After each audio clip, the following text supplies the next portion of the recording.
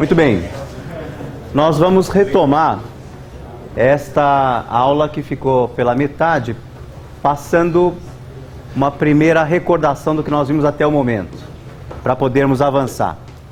Como vocês se lembram, nós discutimos que todo o conjunto de técnicas que vem pela frente dependem deste conceito de probabilidade. Bom dia. Nós precisamos, portanto, entender, além de probabilidade, entender bem os fenômenos e as funções de distribuição de probabilidade, que é de onde nós vamos tirar boa parte dos nossos critérios e conclusões nos testes estatísticos, tá certo?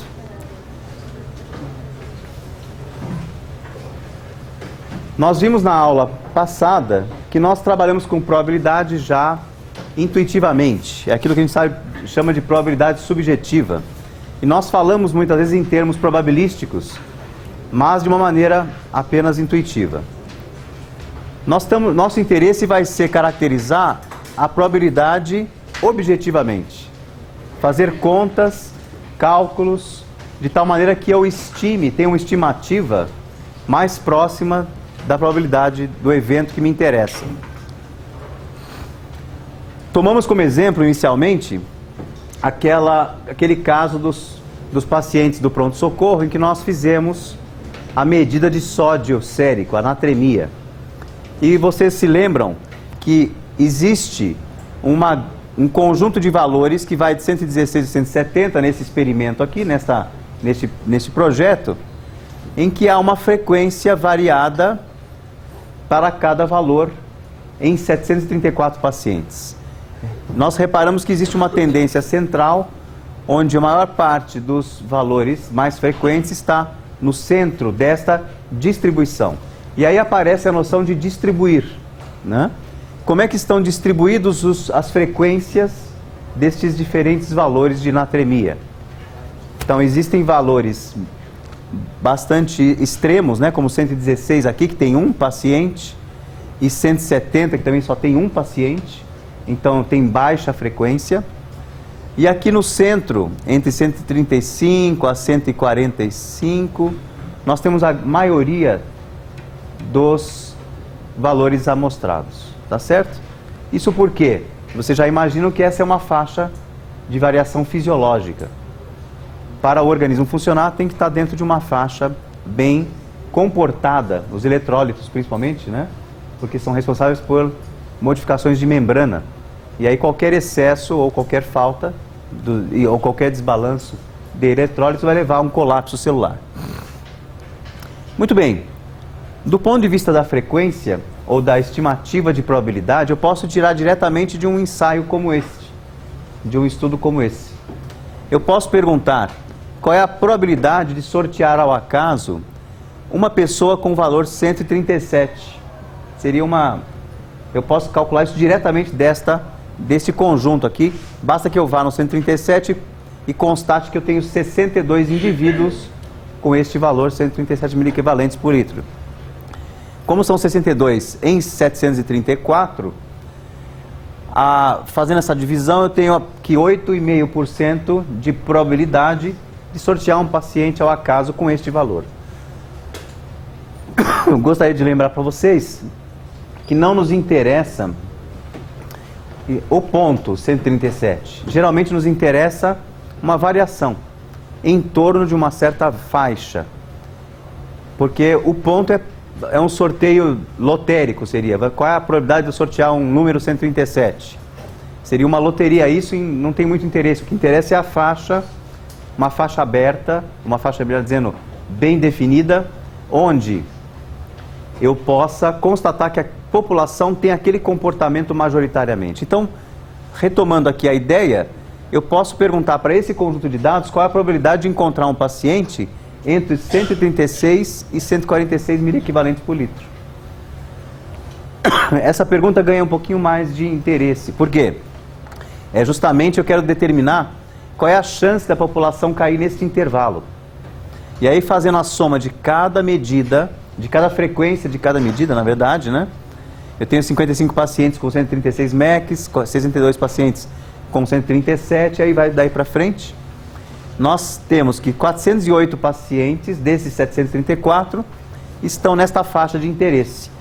Portanto, a probabilidade daqueles indivíduos caírem nesta faixa é de 55,6%.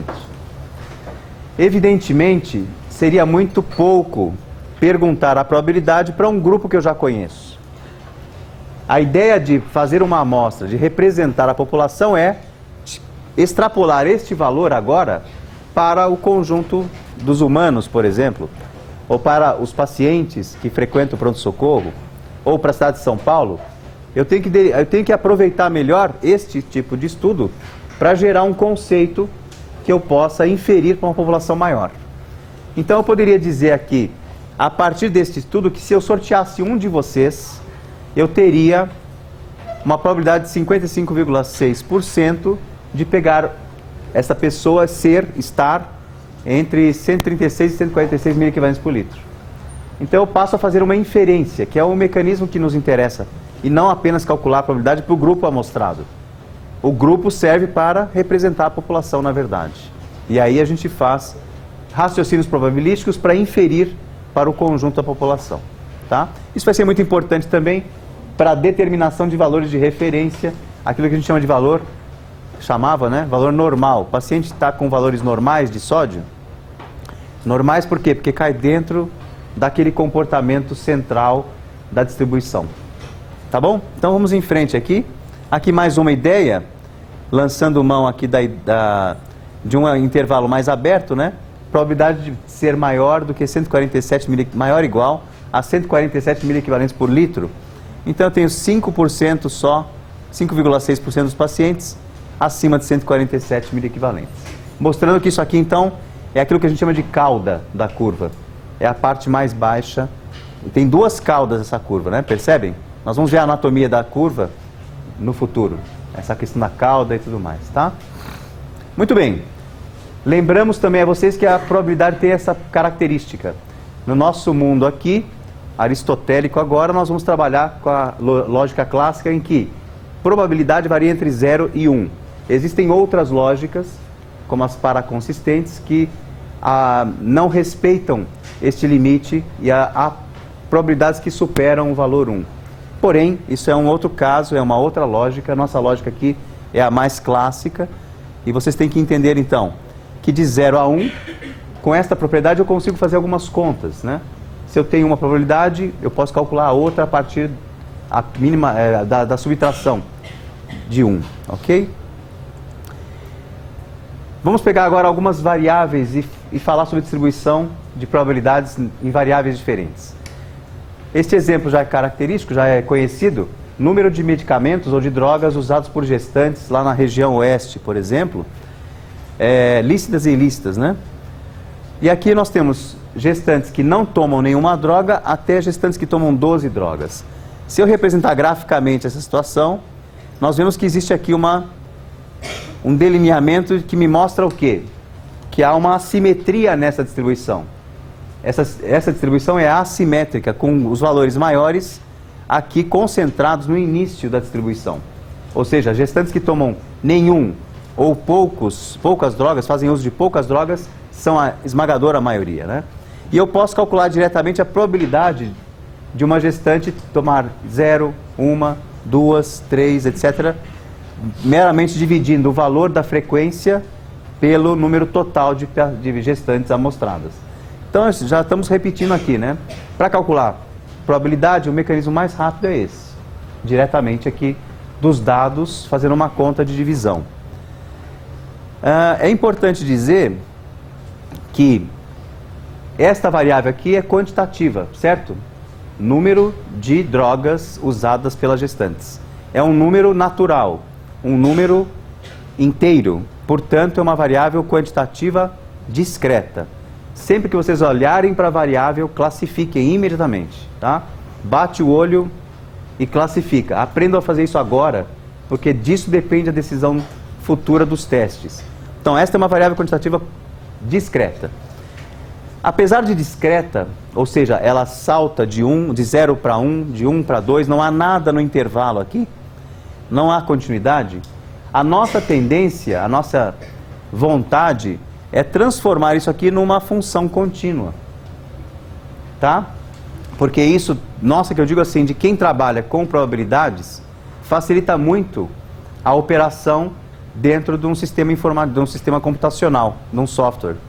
Ao invés de eu fazer esta soma aqui, ó, eu quero saber qual é a probabilidade de uma gestante tomar de 0 a 2 drogas. Ao invés de fazer essas contas todas, eu tenho uma função aqui contínua e eu calculo o intervalo, aplicando as noções de integral, tá certo? Embaixo da curva, né, eu tenho uma área. Esta área soma 1, que é a probabilidade total. Portanto, eu posso trabalhar com fragmentos desta área, com regiões desta área, intervalos, para determinar a probabilidade a partir dessa ideia. A área embaixo da curva é 1. Então, se nós fizéssemos isso, tá certo? Muitas vezes não poderemos fazer, não será próprio fazer. Aqui eu estou forçando uma curva na mão, isso foi ligar os pontos, não é um ajuste, tá? Aqui meramente ligamos os pontos para demonstrar, inclusive encostei aqui no final, ó, eu passei aqui a curva, né? Errei a mão no desenho, passou para baixo, para valores negativos de probabilidade, não existe, né? Então é só para mostrar que é possível, muitas vezes, fazer uma curva ajustada aos pontos e daí trabalhar com a área embaixo da curva para calcular probabilidades. Respeitando esta noção aqui de que a probabilidade varia de 0 a 1, embaixo da curva tudo vale 1. A soma de toda a área vale 1. Pedaços da curva vão valer frações de 1. Tá ok? Se a minha variável é discreta, como nós vimos aqui no caso do número de drogas, basta que, para calcular as probabilidades, somar cada uma delas individualmente, né? Probabilidade de 0 drogas, probabilidade de 1 droga, de 2, 3, etc. Somo cada uma delas individualmente e a soma deve dar 1. Isso é fundamental, é a checagem, se eu estou com todos os eventos contabilizados. Se tudo soma 1 está correta, eu dei conta do escopo da variação, de todos, e portanto eu tenho tudo na mão. Se por outro lado, a minha variável é uma quantitativa contínua, eu posso lançar mão desta noção aqui de função matemática, para que embaixo da curva, calculando pela integral, tá certo? Esse símbolozinho aqui é da integral. Eu posso integrar é somar, nada mais do que isso. A palavra integrar quer dizer somar, só que é uma integração feita de uma maneira diferente do que a soma discreta, ela é feita na continuidade. Então eu somo as áreas aqui de interesse e calculo probabilidade da mesma maneira. Então suponham vocês que eu pegue aqui entre 2 e 4. Esta área aqui, entre 2 e 4, vai dar uma certa fração de toda a área da curva. Ela equivale à probabilidade que me interessa. Por que eu estou insistindo nessa coisa debaixo da curva? Porque daqui a pouco, lá para a aula seguinte, nós vamos ver curvas onde eu não vou mais somar as probabilidades dos meus dados. Eu vou pegar diretamente, eu vou transformar meus dados numa curva contínua e vou calcular embaixo da curva a probabilidade, em áreas que me interessam, que tenho interesse. Nós vamos ver isso hoje ainda, um exemplo disso.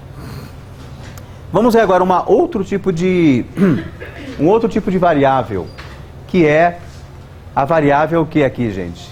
Tipo, parto, cesáreo e parto normal. Que tipo de variável é essa? Qualitativa nominal, tá certo?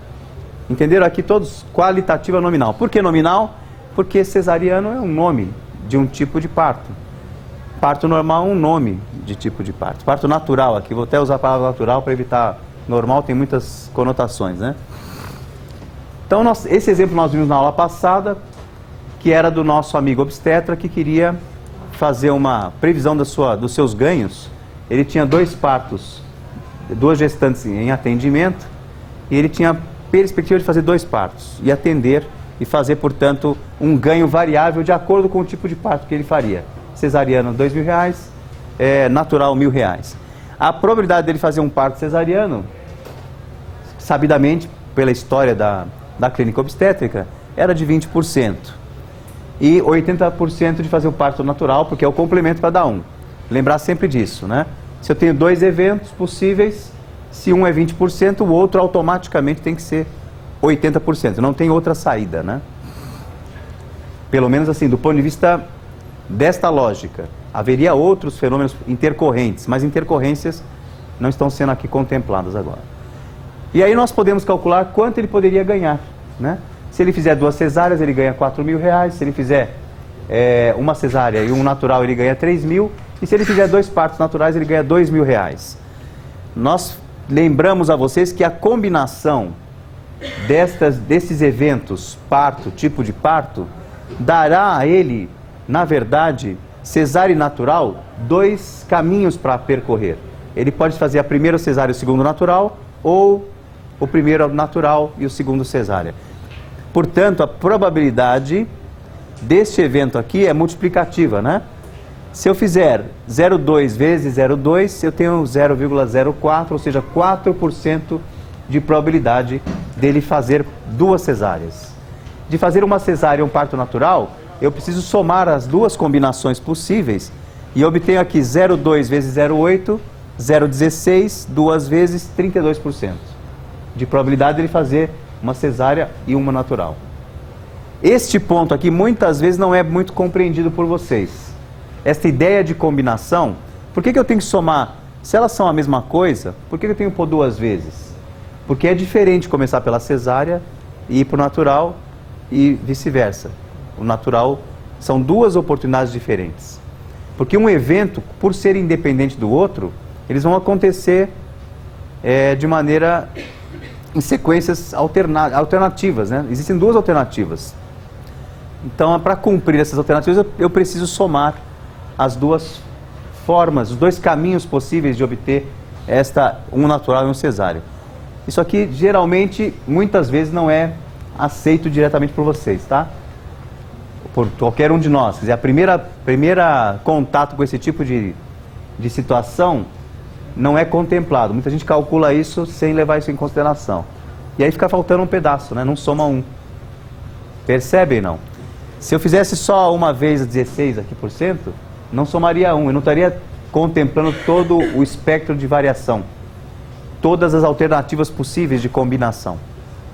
Então é importante lembrar que, para somar 1 aqui, eu preciso contemplar, porque são diferentes, são ordens diferentes. Mas o efeito é igual, mas a ordem é diferente. Eu preciso somá-las então, tá?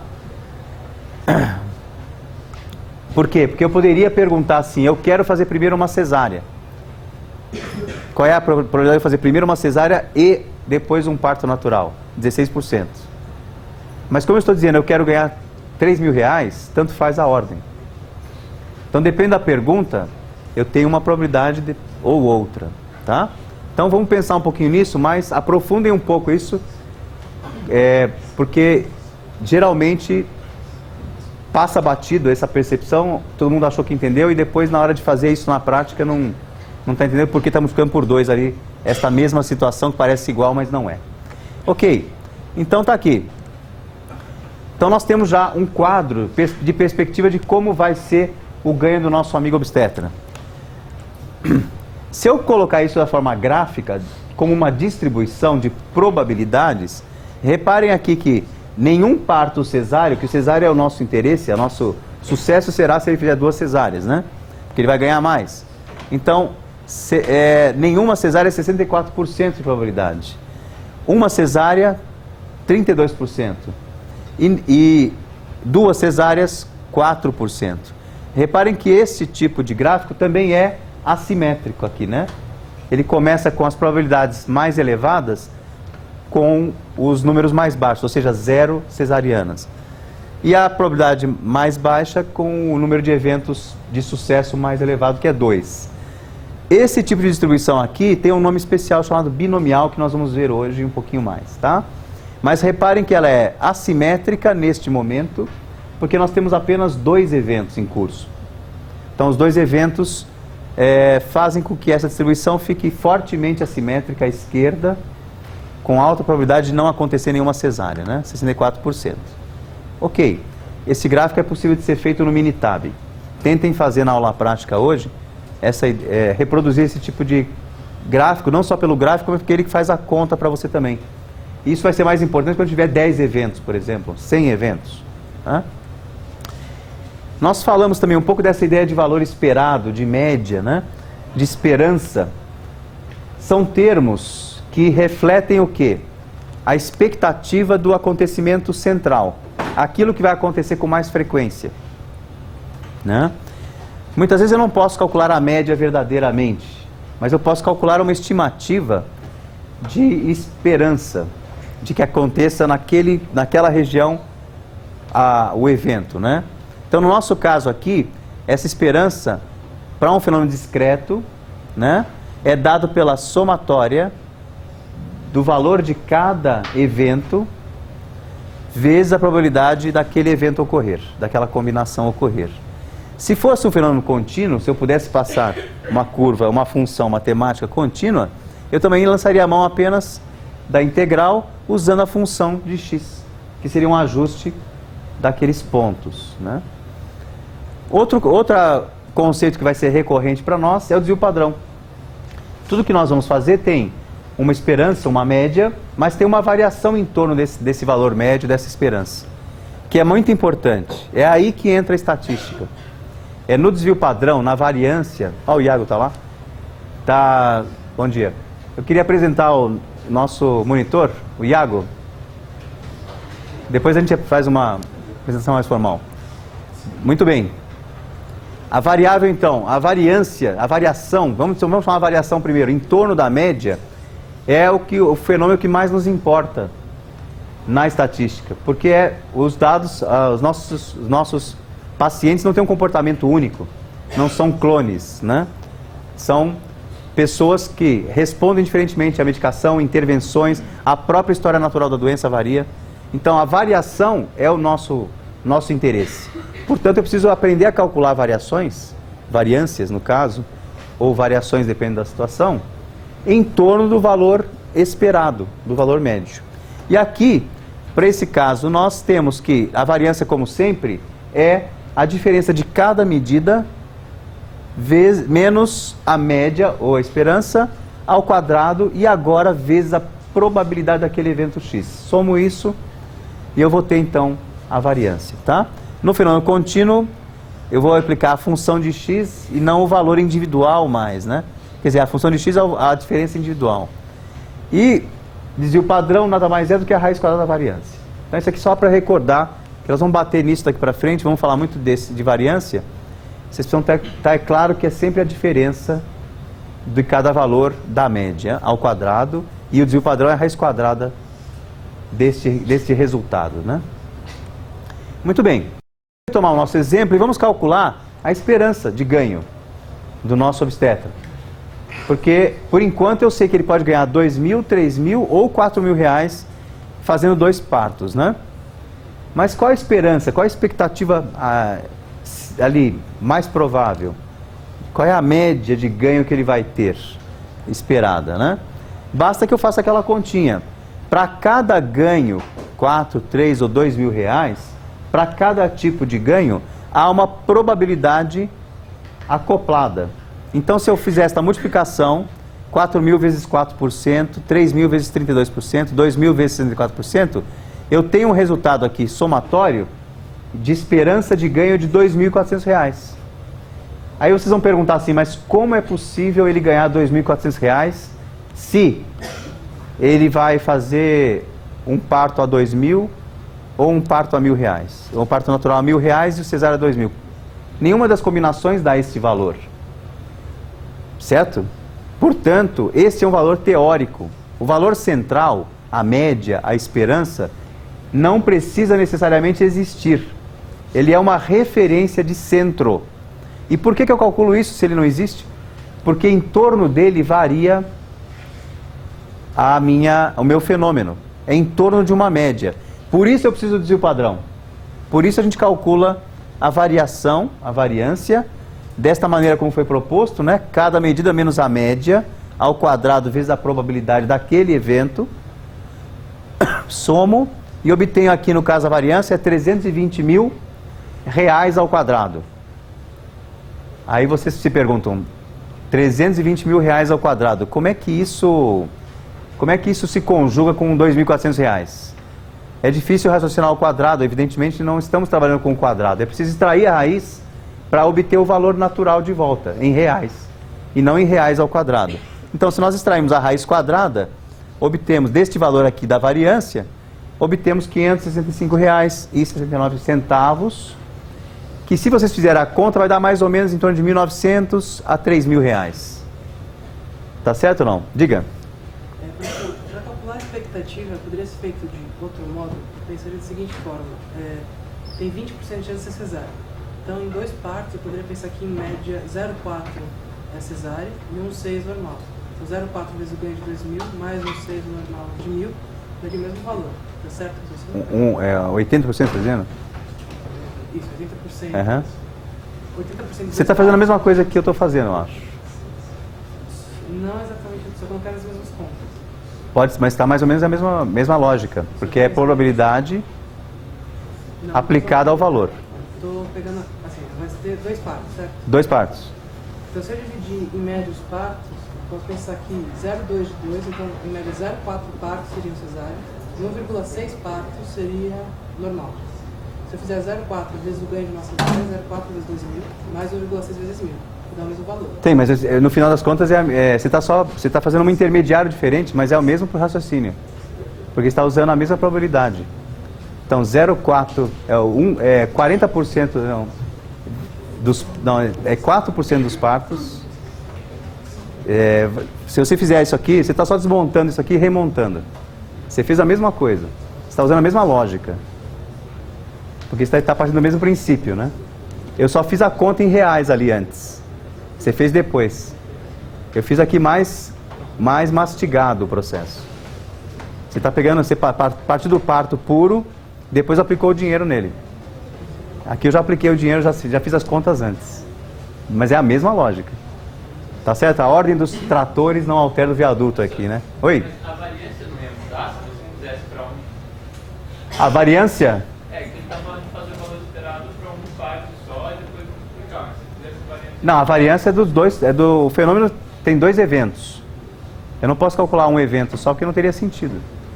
Mas não é isso que ele acabou de falar? Ele está somando, ele soma depois. No final ele pega dois partos, em dois partos ele calcula qual a probabilidade de qual a fração de partos que é cesáreo.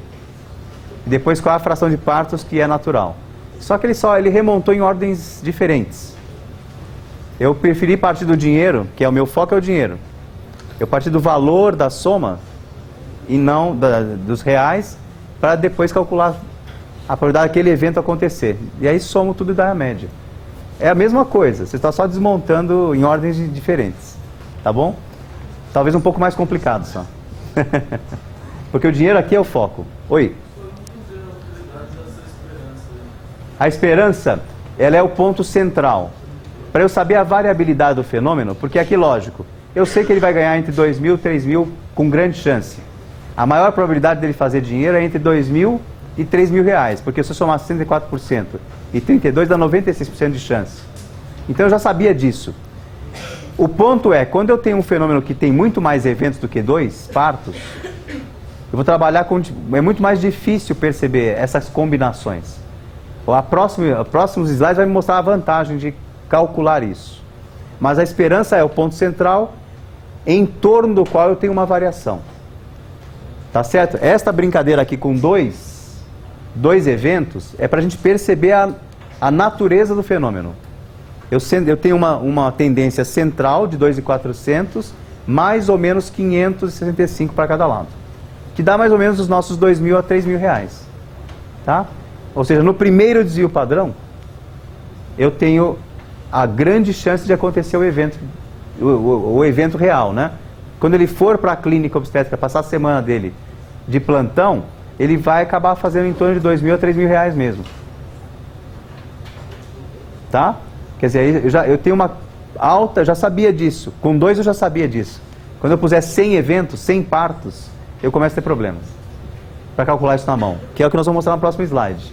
Que agora eu vou para 3 partos. Eu vou aumentar só um parto na minha semana de atividade, né? Então tá aqui. A ideia do centro você entendeu? O centro é um centro teórico. de referência. Por que eu uso o centro? Por que existe o centro? Porque em torno dele há a variação que me interessa. A faixa de variação depende de um centro para eu poder colocar. Se eu não tiver o centro, como é que eu coloco a variação? Então o centro é necessário para referenciar. Ele não existe de fato. Ele é um centro teórico. Porque ele não vai ganhar R$ 2.400 nunca. Né? A gente pode brincar que ele vai fazer desconto, ele vai cobrar por fora, mas não é... Levando a sério a proposta inicial, a premissa, ele nunca vai ganhar 2.400, ele é teórico. Mas ele é a referência para que eu aplique a variação em torno dele. O que existe é a variação e não o centro. A mensagem principal da estatística é essa. Não existe o valor central, não existe a média. Existe a variação em torno da média. Você nunca vai pegar um paciente, ou vai pegar raramente um paciente que esteja perto do centro. Você vai pegar geralmente muita variação em torno do centro. O centro é importante para localizar a variação. Tá bom? Vamos ver que isso vai ficando claro à medida que os exemplos ficarem mais pertinentes. Esse é um exemplo bobinho, né? Ele é simples. Mas é para vocês manipularem com dois para depois a gente complicar. Ok, opa, não era essa a ideia.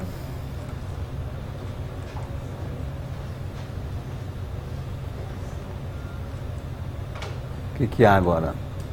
Ah, tá aqui. Bom, vamos então passar para três partos agora, tá certo? Com as mesmas características, 20% de probabilidade de ocorrer cesárea, 80% de ser parto natural. E aí o nosso obstetra pergunta, qual a chance de fazer 3 cesáreas? Qual é a probabilidade de fazer 3 cesáreas? Qual é de fazer 2 cesáreas? Ou de fazer nenhuma, né? Eu posso montar a minha ideia agora sob a forma de um gráfico dessa natureza. O caminho das combinações pode ser sob a forma arbórea, né? Uma árvore que vai se abrindo, de probabilidades. Facilita bastante a visualização agora, né? Para construir as combinações, 3 cesáreas, 2 cesáreas, tem que localizar aqui, 2 cesáreas. Eu posso usar esse caminho. Então, primeiro parto pode ser cesáreo ou pode ser natural. O segundo parto pode ser cesáreo ou natural. Se for natural, pode ser cesáreo natural. E assim por diante. Esse é um jeito simples de visualizar a combinação. Agora imagine que eu multiplique isso aqui para 10 partos, 100 partos, 1000 partos. Vocês já viram como explode essa árvore? Rapidamente. Não precisa nem chegar a 1000. Com 10 já vai ficar bastante difícil de trabalhar essa árvore. Né? E depois sair contando à mão quais são as combinações repetitivas, né? As que tem 2 cesáreas, por exemplo, 1 cesárea, que elas se repetem, tem várias combinações diferentes. Deve ter um jeito mais fácil de fazer isso, não tem? Sim, tem. A análise combinatória.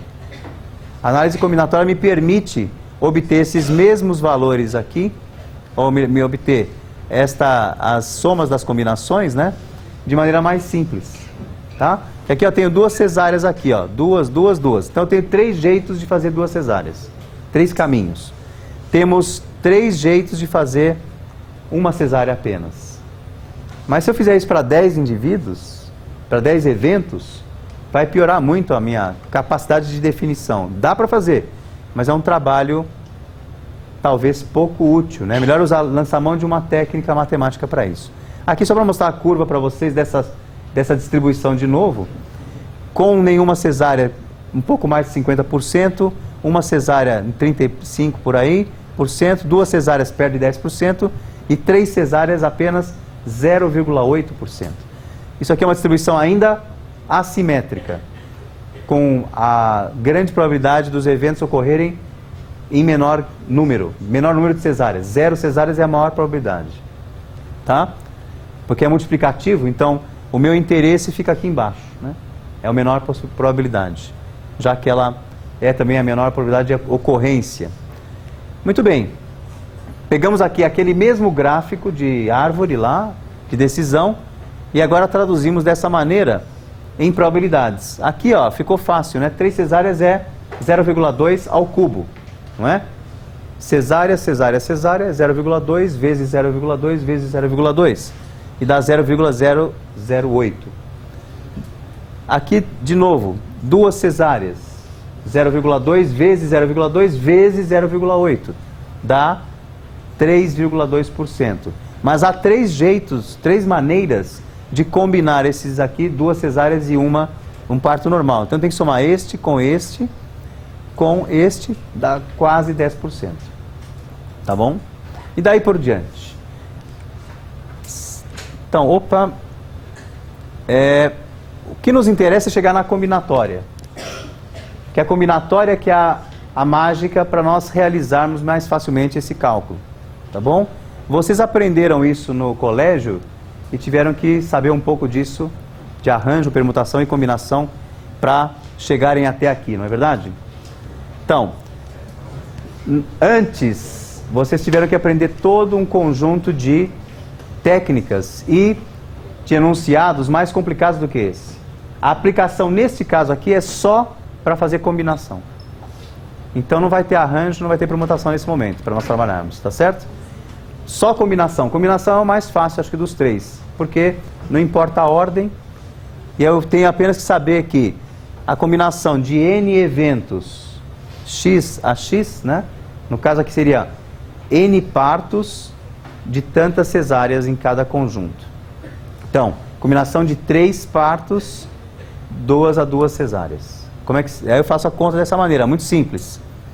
N fatorial, quer dizer, o número de eventos fatorial, sobre o número de interesse, de sucessos fatorial, vezes N menos X fatorial. Então é bem simples essa conta. Precisa decorar? Não. Não precisa decorar, nós não vamos fazer isso na mão. Nós vamos trabalhar isso sempre conceitualmente, ou seja, no computador a gente realiza as contas. No Minitab a gente faz as contas. Mas é importante saber por que o que está por trás. O que está por trás é uma análise combinatória, tá? Então aqui no caso de 3 partos, 2 cesáreas, essa conta fica simples, né? 3 fatorial, 2 fatorial, 3 menos 2 fatorial. Então eu tenho 3 combinações possíveis de 2 cesáreas em 3 partos. E eu tenho que somar essas probabilidades. O importante aqui, a mensagem é, eu preciso fazer essa conta porque eu preciso somar. É o mesmo impacto, é o mesmo fenômeno para mim. 2 cesáreas e 1 natural, tá? Então vamos lá. Se nós pegarmos agora aquela tabela de novo que nós fizemos e representarmos por expressões simbólicas, né? Basta multiplicar pelo valor, o valor da probabilidade do evento de interesse, que é P, e no geral eu fico com essa formulação aqui, ó. 1 menos P é o fenômeno de não interesse, parto natural. Então aqui as várias combinações estão expressas aqui, as probabilidades daquele evento combinado, daquela combinação. Se eu juntar tudo agora, então a P de 3 cesáreas é 3 ao cubo, né? É 0,2 ao cubo. E de 1 cesárea, eu uso aqui 1 cesárea. Eu tenho que multiplicar por 3, que são 3 combinações possíveis, com o mesmo resultado na prática, né? De 1 cesárea. Então 3 vezes 0,2 elevado à primeira, vezes 1 menos 0,2, que é 0,8, elevado à segunda. Vocês devem lembrar disso, devem ter feito isso de várias formas, né? No passado. Porém, não adianta nem lembrar, porque é importante entender agora. Não só lembrar, mas entender por que eu estou fazendo essa multiplicação, porque eu estou levando em consideração as 3 combinações, tá? Ok. Dado isso, chegamos a uma fórmula geral da distribuição binomial, que é a distribuição, todo o tempo aqui eu estou trabalhando com um fenômeno que se chama binomial. Tá certo? Esta fórmula geral é a mesma que nós vimos lá para trás, né? A probabilidade de um evento X, ou de uma combinação X, né? De N eventos em X a X é igual a P de elevado a X vezes 1 menos P, N menos X. Tá bom? Então essa é a fórmula geral. Não vai ter repercussão prática saber essa fórmula dessa maneira, mas é sempre interessante entender que isso agora se aplica a qualquer N. Se eu quiser um N de 100 partos, eu posso calcular por aqui com muita facilidade. Usando uma calculadora, ficaria fácil calcular, né? Sem fazer as combinações na mão, que é isso que é importante. Fazer aquelas combinações na mão fica pouco prático, né? Ok, então a distribuição binomial, vamos falar sobre ela hoje, né? Para começar. Aqui apenas matando as continhas para vocês, né? Como é que ficaria para cada uma das perguntas feitas, né? 3 cesáreas, 2 cesáreas, 1 cesárea, 0 cesáreas. Então essa aqui é a forma final deste cálculo, né? Muito bem. Na distribuição binomial, ela tem dois parâmetros que a modificam. Parâmetro é aquele número, aquela constante modificadora, né, do meu fenômeno distributivo, da distribuição, da função matemática, se quiserem. No caso, a esperança, que é aquela ideia de média, de valor central, nada mais é do que o número de eventos vezes a probabilidade do evento ocorrer. Tá? Então, por exemplo, a ideia... Como é que você chama mesmo? O Guilherme, ele estava trabalhando nesse nível aqui, antes. Se eu tenho dois partos, né, que vão acontecer, e a probabilidade de cesárea é 0,2, qual é a média de partos cesáreos que eu vou fazer? 0,2 vezes 2, que é 0,4. Existe 0,4 partos? Eu começo um parto e vai ficar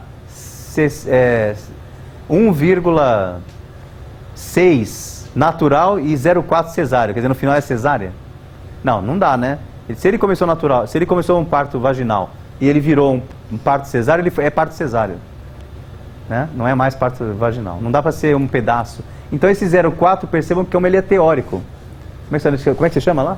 Caio. Ricardo? Caio, desculpa, Caio. Então o Caio, tem que falar alto. Caio também não estava entendendo o valor central, né? Fica menos inteligível agora, né? Como é que eu posso falar que a média de partos cesáreos é 0,4 partos cesáreos? Por que tem essa distorção? Porque o N está muito pequeno. Para que eu expresse um número de partos cesáreos, pelo menos tem que ter 5, né? Teria que ter 5 eventos, 5 partos para poder aplicar esse 0,2. Para aí ter uma expectativa de 1 parto cesáreo em 5. Concorda? Então a média é bem teórica, a esperança é muito teórica. Especialmente quando eu estou lidando com um número tão baixo assim. 2, 3 eventos é muito pouco, né? Para expressar uma probabilidade tão baixa de 20%. Por isso que nós temos que buscar amostras com valor de N, né, representativo. Ou seja, que eu possa expressar todas as probabilidades de eventos que compõem aquele fenômeno. Tá? Mas aí tudo bem, é o que é nesse momento. Vai melhorar. Nós vamos aumentar os N's agora para poder tornar os exemplos mais realistas. E a variação? Como é que é calculada a variação na distribuição binomial? A variância é muito simples, não precisa fazer aquela continha toda que a gente fez lá. Cada medida menos a média, o quadrado, etc, etc. Eu pulo tudo isso e vou direto aqui, ó. A variância é o número de eventos, N, vezes a probabilidade do evento de interesse, vezes 1 menos a probabilidade de interesse, que a gente chama de Q, NPQ. Tá bom? Então tá feito. Já temos como calcular a esperança na binomial e a variância. Diga. Por que a variância é NPQ? Por que isso é igual ao que tinha sido calculado antes? Se você pegar e desenvolver aquele conjunto, você vai perceber que eu posso retirar aquelas contas intermediárias, porque tudo se simplifica neste nível. Não é um pulo, isso aqui é só a partir daquela formulinha da variância, você vai chegar nessa aqui. Aqueles intermediários são desnecessários. Se eu puser as coisas, se eu puser em evidência, sabe, fizer a aritmética disso, eu chego nesta fórmula simples, eu simplifico para isso. Então é uma propriedade bem elegante, né?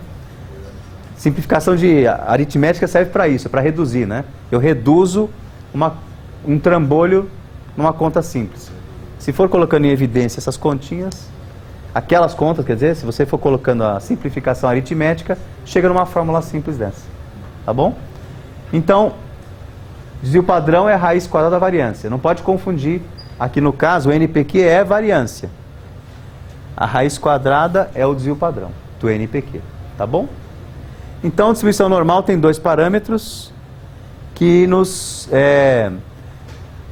que modificam. Então, o que modifica de fato a distribuição binomial? O número de eventos e a probabilidade do evento de interesse. Com N e com P, eu faço várias curvas diferentes de binomial. E vamos Vamos ver como é que fica isso depois.